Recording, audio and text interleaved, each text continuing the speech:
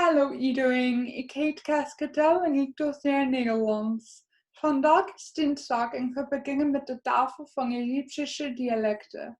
's Middags word je uitgenodigd voor een informatiesessie over stages in het programma Virtual Student Federal Service. Ga naar de pagina van evenementen op de website van het Summer Language Workshop om te registreren. De evenement herhaalt zich op 21 juli. Ook vandaag hebben we de Chinese Mahjong Club en Singing Club, de Arabische Club voor buitenlandse zaken in het Midden-Oosten, de Arabische Calligraphy Club en de Russische Fonetiek Club. 's Avonds organiseert de Japanse afdeling een Tanabata Festival waar iedereen welkom is. Het Tanabata Festival is altijd een hoogtepunt van de zomer. Kom en ontdek waarom. De Arabische Muziekclub ontmoet elkaar onmiddellijk na het Tanabata Festival.